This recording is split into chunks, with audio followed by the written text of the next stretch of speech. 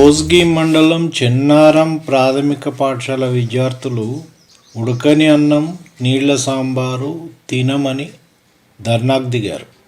వివరాలు చూద్దాం. సార్, మా పాఠశాలలో ఉడకని అన్నం నీళ్ళ లాంటి సాంబార్ పెడుతున్నారు. గుడ్డు అరటిపండు నెలకోసారి ఇస్తున్నారు. అన్నం ఒకసారి మాత్రమే వడ్డిస్తున్నారు. భోజనం బాగా లేకపోవడంతో తినలేకపోతున్నాం అంటూ కోస్గి మండలం చెన్నారం ప్రాథమిక పాఠశాల విద్యార్థులు ఎంఈఓ శంకర్ నాయక్ ఎదుట వాపోయారు. పాఠశాలలో 40 మంది విద్యార్థులు ఉన్నారు. భోజనం బాగోవడం లేదంటూ వీరంతా తల్లిదండ్రులకు తెలియజేశారు. వారు ఈ విషయాన్ని పలుమార్లు ఉపాధ్యాయుల దృష్టికి తీసుకెళ్లినా తీరు మారలేదు.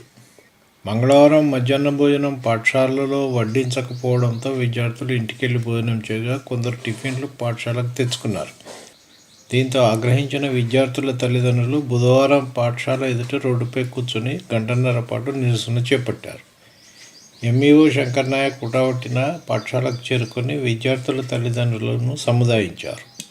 పర్యవేక్షణ లేకపోవడంతో ఈ పరిస్థితి వచ్చిందని ఎంఈఓతో వాగ్వాదానికి దిగారు.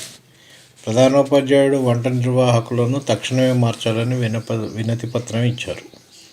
ఉన్నతాధికారులకు ఇక్కడ పరిస్థితి నివేదించి తదనుగుణంగా చర్యలు తీసుకుంటామని ఎంఈఓ హామీ ఇచ్చారు. చూడండి, ప్రభుత్వం ఎంత నిధులు ఉన్నాయి, మధ్యాహ్న భోజనం నిధులు ఉన్నాయి, అన్నీ కరెక్టే. కానీ క్షేత్రస్థాయిలో సిబ్బంది మంచిగా పనిచేయకుంటే ఇలాంటి ఇబ్బంది వస్తుంది.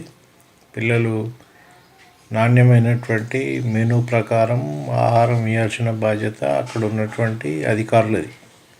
సో చూడండి, ఇబ్బంది పడవద్దు. పిల్లలు కడుపు నిండా తింటేనే మంచిగా చదువుతారు. మంచిగా చదివితేనే మంచి యువత తయారవుతుంది మనకు.